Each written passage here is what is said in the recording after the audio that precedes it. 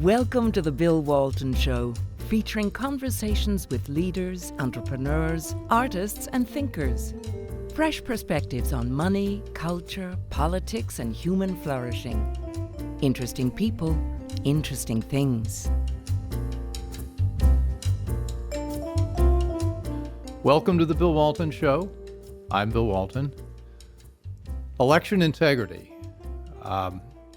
We need it. Most of us feel like we've had a lot of it in the last election or in some of the elections before that. We've got some critical ones coming up ahead of us, obviously 2022. And here in Virginia, we've got 2021 with the governor's election, and we're all going to be watching that very closely. So I wanted to dig in today to understand what the issues are and what we can be doing about it. And with me are two of my great friends, Ken Blackwell and Ken Klukowski. Both of them are deep subject matter experts in this topic. I was joking, their resumes go on for a couple pages, so I can't get it all. But Ken was senior counselor in the U.S. Department of Justice. He also worked in the White House and works on litigation with a lot of election-related matters. Ken Blackwell is Center for Election Integrity with the America First Policy Institute. Ken was also mayor of Cincinnati, Secretary of State for Ohio, and his list of government and policy-related organizational involvement goes on and on. So Ken and Ken, the Kens, welcome. Thank you, Bill. Ken Blackwell, why don't you set the stage? Where have we been? Where are we? And what do we need to be thinking about now?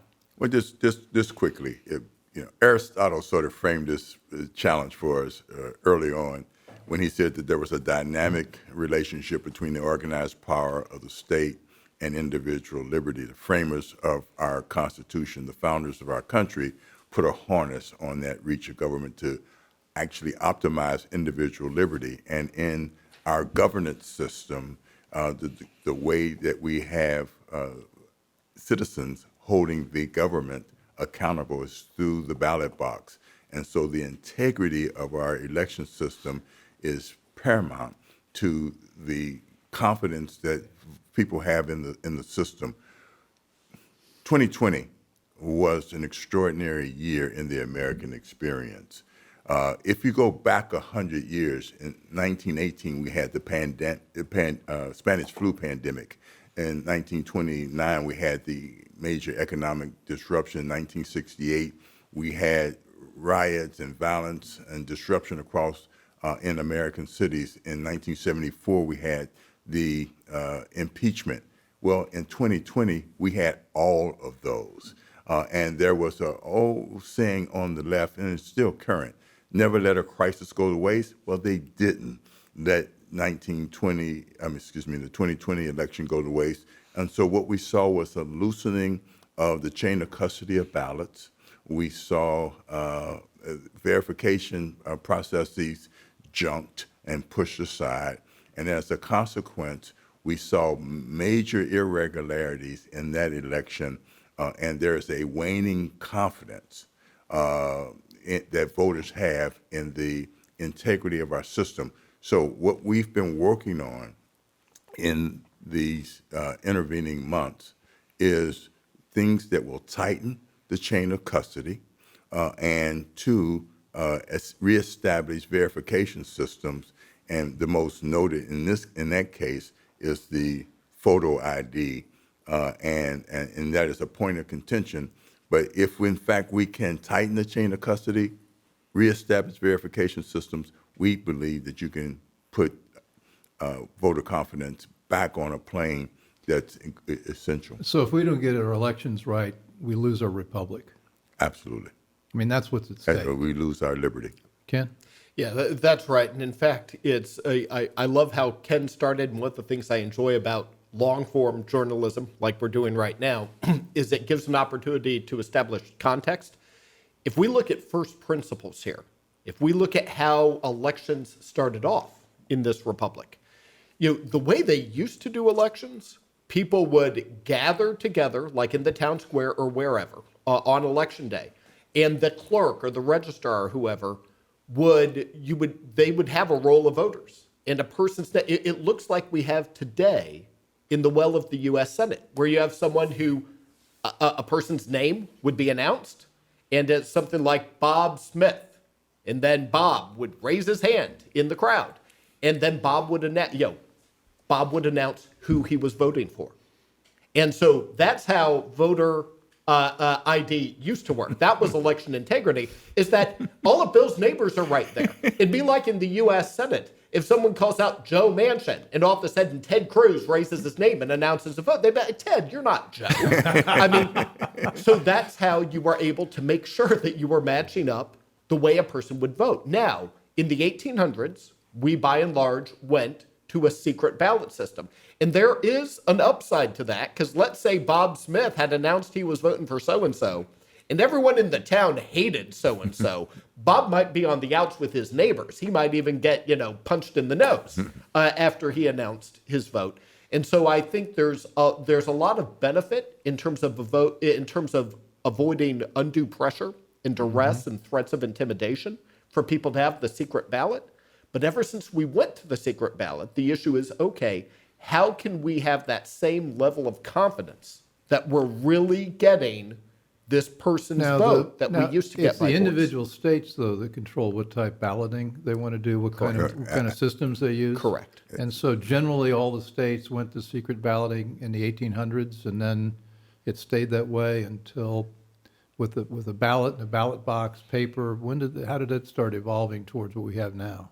Well, it went through a period of decades, and every place did it at a different pace. Yeah. But the relevant constitutional provision here is the Elections Clause, Article 1, Section 4, Clause 1 of the Constitution, that says the times, place, and manner of elections shall be determined by the legislature of each state, though that Congress may at any time alter those regulations. A lot of what we're seeing right now with these bills that are on Capitol Hill is there a limit to how far Congress can go? Can Congress take what the states have done and add to it? Can it augment it? Can it modify it?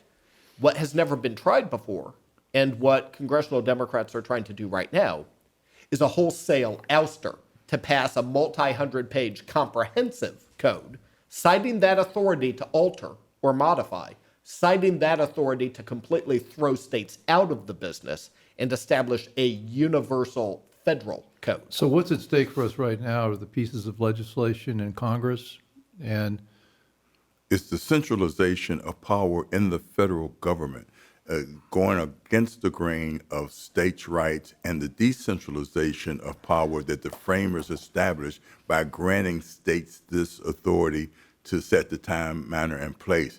This is a power grab by the federal well, government. they've been giving us a target. We started out with H.R. 1, and I don't think that had the votes. And then they went to H.R. 4, which is now called the John Lewis Voting Rights Act, trying to associate this with a civil rights hero, and that's smart marketing, I suppose. But what's in that bill, and you worked in the Justice Department, is that it basically, as I understand it, requires every state, anytime they want to make any of the slightest changes in their election laws, let's say even moving a precinct or maybe even moving a location, they got to take it to the Justice Department, to the Civil Rights Division for approval? That's the expansion of the pre-clearance provision in the old Civil Rights Act of 1965, which in fact was geared towards a small number of states and jurisdictions. Now what they want to do by hook or crook is to make it apply to all states. And we thought that, let me put this in the right way. That seemed to be like a good idea at the time because it was aimed at the southern states and their voting and the Jim Crow laws to keep those elections fair for everybody.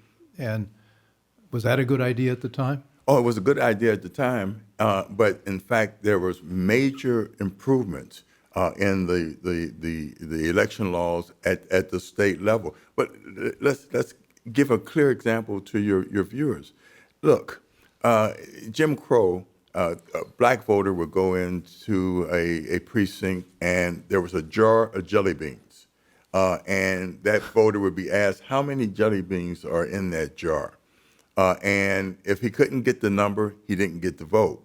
Well, to equate asking for a photo ID of every voter as a throwback to Jim Crow laws is stupid on its face. It is, in fact, crazy. I mean, that's why these woke corporations that decided that they were going to label these reform practices as being racism or racist were crazy. Let me just give you one example. Delta Airlines. Delta Airlines. Can you imagine? And I'm almost a 3 million miler with Delta. I'm a diamond member. Can you imagine me going up to aboard a plane or to get my ticket, and they say, "Where's your ID?" And I say, "Oh, here's my utility bill." Yeah. They would look at me like I'm crazy. Yeah. Or Major League Baseball. If I left Ken some tickets at the will call window, and please do. And he went up and said, "Here's my utility bill." Well, context. Delta Airlines weighed in on the Georgia voting rights bill, and saying that it was racist, and that all it required was a voter ID. It's three things on that, and you're getting a feel for how Ken and I tag team things. Well, let me give some more context. You've been writing papers on this together for years. Yes, more than a decade. And where can we find all your writings? All over the Well, place. the principal one is the Yale Law Review article that we did in 2009, and we'll make sure that you get a copy of that. Okay, we'll make it sure it's on the Yale site Law too. and Policy Okay. Review, Yeah. called The Other Voting Rights. And what we said is that in the first 40 years after the 65 Voting Rights Act was passed, was in fact focused on breaking down unfair barriers to access to the ballot box. But for the last 15 years, we've been looking at the reasonable duties of citizenship that require that we take protections against any illegal ballot or fraudulent ballot, negating those of legal voters and their ballots. And that is when we, in fact, have made sure that there are common practices and policies in place that protect us against fraud. The way we tag team this is Ken hits the politics and policy, and then I give the legal, the flip side of the same coin, to add to Ken's great answer on what you were talking about with preclearance and taking it to the pending John Lewis bill. All that legislation actually doesn't come from the Elections Clause of the Constitution. That's all coming from the 15th Amendment to the Constitution, which makes it illegal to deny or abridge someone's right to vote on account of race.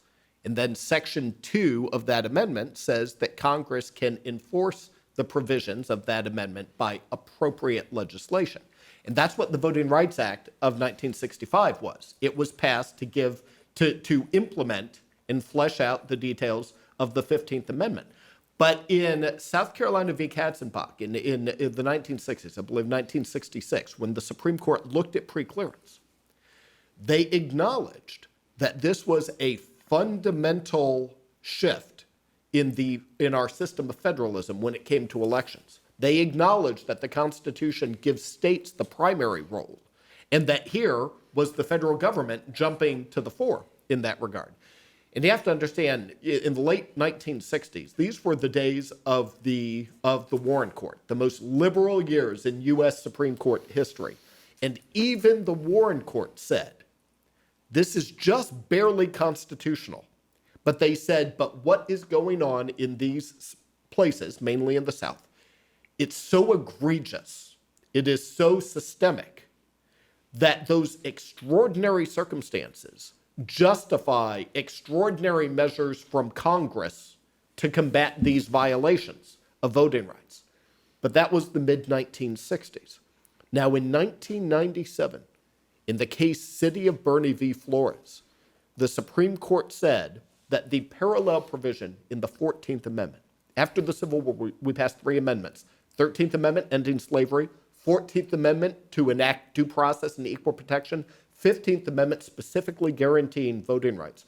The last section of all 3 amendments say that Congress can enforce the protections of this article through appropriate legislation. In the 1997 case on that 14th Amendment issue, the Supreme Court said that what that last section in each amendment means. That was talking about the 14th Amendment, and I would say the same standard holds true for the parallel section in the 15th Amendment. They said, what is appropriate legislation? They said there are two things to keep in mind. One is that this is not the power of Congress to make new rights. It's merely to enforce the rights that are already in the Constitution. And whatever legislation they take, they must engage in formal fact-finding to find out what the violations are. And then they have to pass legislation that is both congruent and proportional to these violations of rights that the states are doing. But then the other thing they said that everyone loses sight of is that they said, however, it is up to the judiciary to say what is or is not a violation of those rights. Once the courts say rights are being violated, Congress can pass legislation to enforce it, but Congress cannot say, like in this case, that voter ID is a violation of 15th Amendment rights on the basis of race. Only the courts can say that. And then once the courts identify violations, Congress can pass laws to address it. If the courts say that something is not a violation, then Congress has no authority to pass a law that would outlaw it. That is what is going on with the John Lewis Act, is that they're saying that all of these common sense measures are violations of voting rights. Only the courts can say it, and the Supreme Court has never said that. You're watching the Bill Walton Show. I'm here with Ken Blackwell and Ken Klukowski, election mavens all, or both, and we're learning about the Voting Rights Act of '65 and how times have changed, and we want to go back to the constitutional principles with our voting rights. Ken? Well, I give a practical example. The opportunity in 2020 created a situation where there was loose use of mass mail-in ballots. What the Lewis Act would do, what S1 and HR1 would do, was to actually take the guardrails off of mass mail-in balloting and make it widespread. Well, let me just tell you, I am the co-chairman of the International Foundation for Electoral Systems, and we, in fact, help countries all over the world with voting integrity matters and voting administration matters. There's not another country in the world that uses mail-in balloting to the scale that we used it in 2020.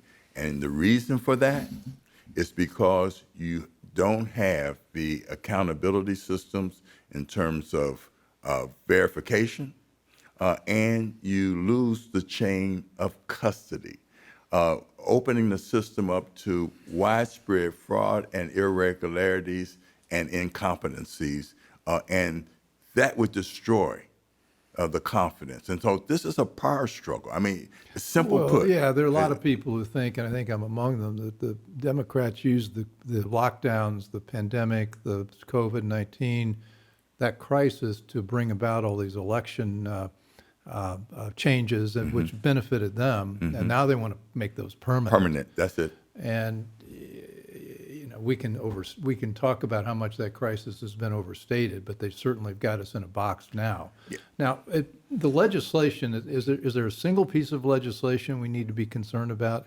And before we answer that question, what's the gold standard for an election? I mean, I used to think it was paper ballots and you put them in there, and then I hear somebody say, well, no, paper ballots are very easily used for fraud. So what's the gold standard that we ought to be telling people this has got to be the right way to do it? I think we have to get back, and this is where the young Mr. Ken Klukowski has been my guidance counselor.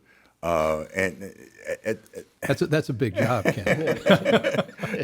He's being modest, as if I could ever be his guidance counselor. Yeah. But after a few minutes here, if you need extra work as a lawyer, I'd be glad to hire you. I appreciate it. We need to get back to a premium being placed on voting on election day in the precinct. Okay. That's that's the gold standard. And I'll just say this, that over a decade ago, a commission, a national commission led by former President Jimmy Carter and former Secretary of State Jim Baker, basically underscored the impracticality and high risk to fraud that mail balloting would take. I think that we need to go back to making sure that we have precinct workers at every precinct, bipartisan, eyeball to eyeball, voting at the precinct level on election day. You tighten the chain of chain of custody of ballots, and you have an added verification system going back to the original, I'm Bob Smith. Oh, yes, you're Bob Smith, because neighbors are verifying neighbors are who they say they are. Precinct level is so important, and we've had over hundreds of thousands of precincts uncovered by men and women of both parties, and that, in fact, has led to, I think, a lack of confidence in the results, particularly when you have this manipulation. So the that's gold taking standard place. is an election day, precinct by precinct, verification of voters, poll watchers on both sides. Is there a fifth or sixth element? And to answer your question on that, and everything Ken said was right, with paper ballots. Now, sure, are there people who can talk about how you can manipulate paper ballots? Yes. But you can manipulate electronic entries even more easily. Okay. Having a physical paper ballot with like serial numbers or other unique identifiers so that they can't be mass produced, they can't be copied. There are marks and technologies, including embedded technologies that you can put into the paper itself to make sure that it's the genuine article, that it can't be replicated. Yes, no system is foolproof. It's a matter of belt and suspenders, and then another belt and another set of suspenders. It's a matter of adding as many layers of protection as we can to protect from multiple angles, so that we can ensure that the tally that we have corresponds to physical ballots that can be tied ultimately, even though it's a secret ballot, that can be matched up with who actually voted in the election. And that putting all those components together, that's where you can have confidence that the results that you certify accurately reflect the will of the voters. So what are the poll numbers on voter ID? Aren't they like 75% of Americans 75, believe? 80% believe. 80% we need. Because photo IDs are so commonplace in America. Library cards. You're going to the grocery store to buy a six-pack of beer.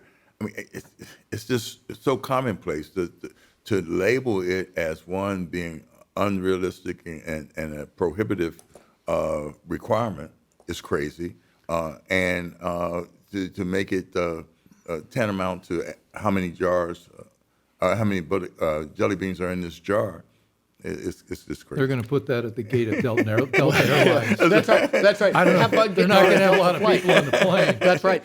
And for those who specifically try and say that voter ID is racist, if you break down those poll numbers, 61% of black voters support voter ID. So a solid majority of black voters support voter ID. 64% of Hispanic voters support voter ID. So not only is it overwhelmingly popular in the entire body politic here in America, but the groups that the Nancy Pelosi's of the world and the Joe Bidens of the world and the Chuck Schumers of the world, the groups that they say, no, we have to oppose this because it hurts certain groups of Americans. If you look just at the numbers of those groups, it's popular with them too. And Bill, we have an early test in Virginia in a matter of weeks. That's why it's so important that folks are making sure that there's poll coverage at every precinct. There is, look, they have created something called ballot harvesting. And the reality is the way that people protect their ballot in this age of ballot harvesting is to vote early. as possible right now. Until we get explain ballot harvesting. Well, ballot harvesting is you can have groups that can collect ballots and turn them in as opposed to the individual voter.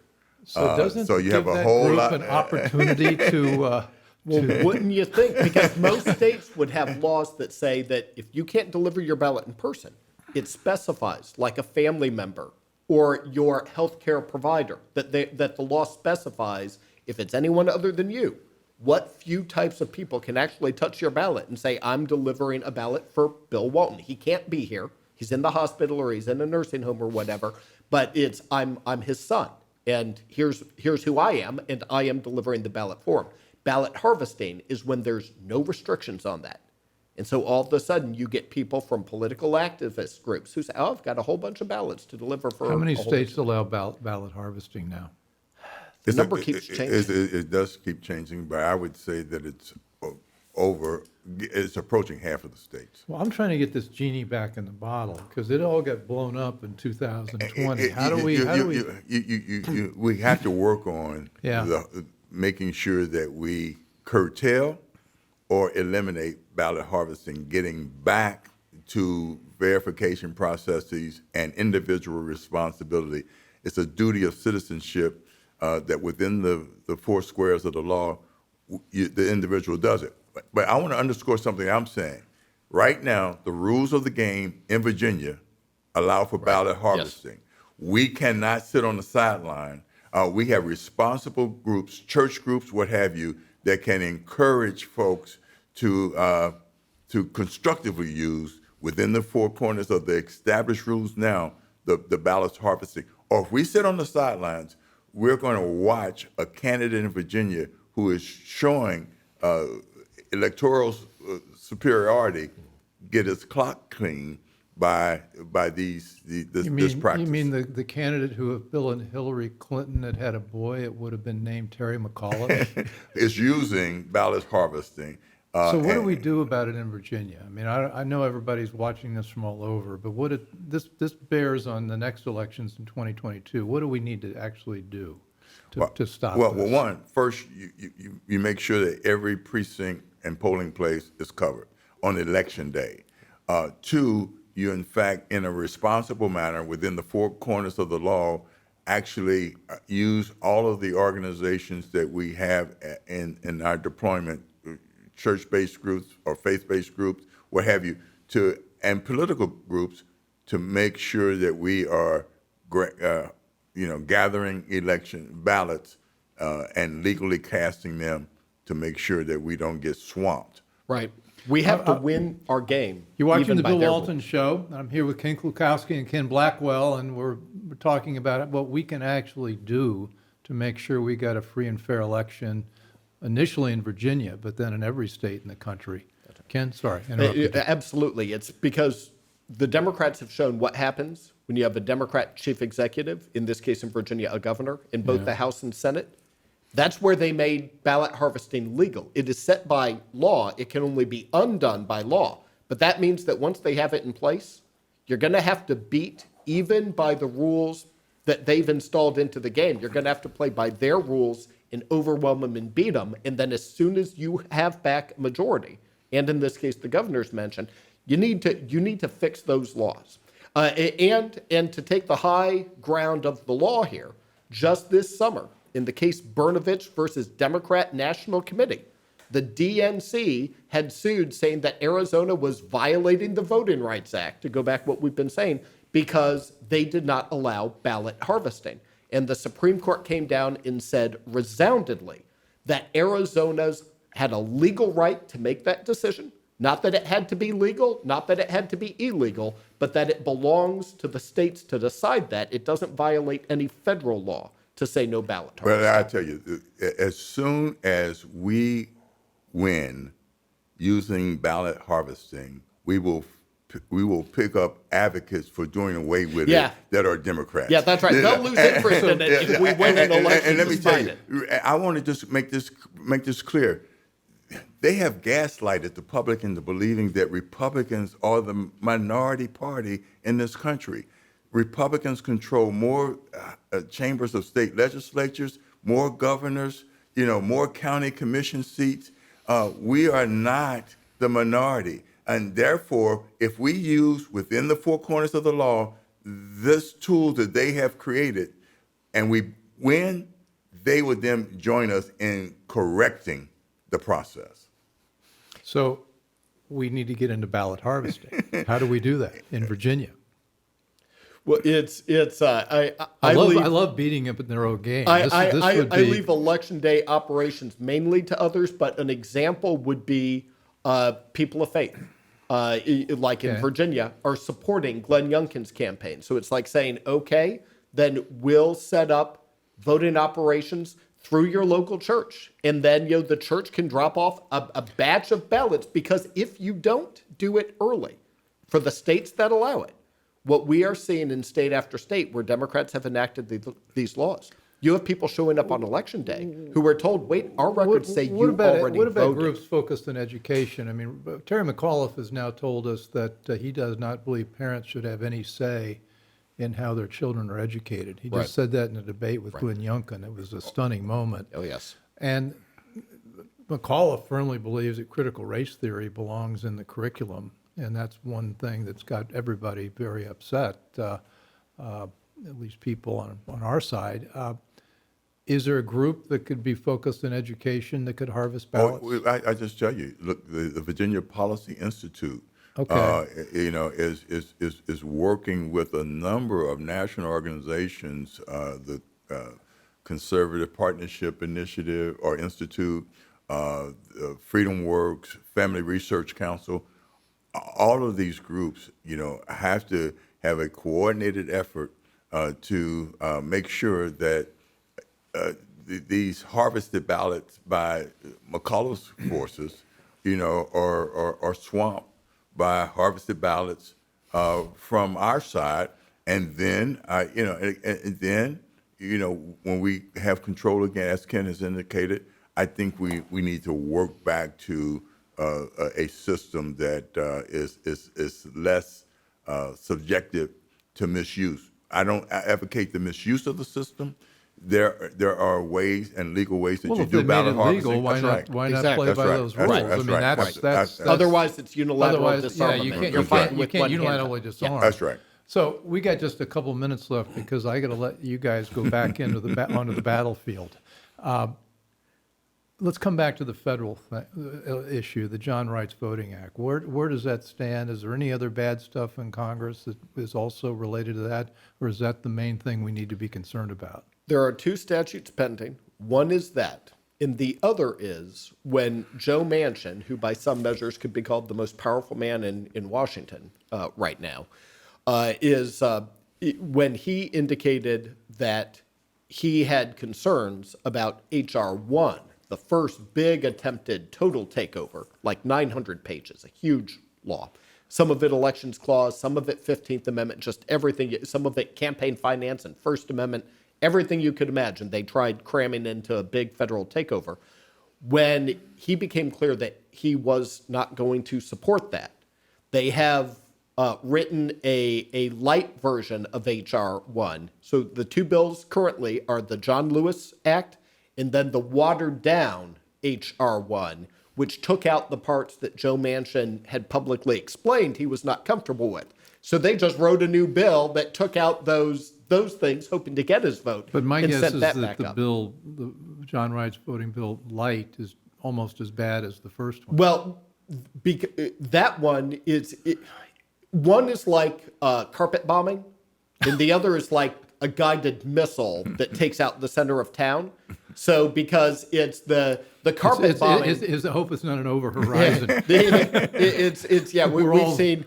When it comes to election laws, you see that they don't really believe that over the horizon works. They want to be right there in your grill and in your ballot box, and having friends come to your house to help you fill out your ballot and then help collect it for you. Yeah. So those are the two bills that are pending right now.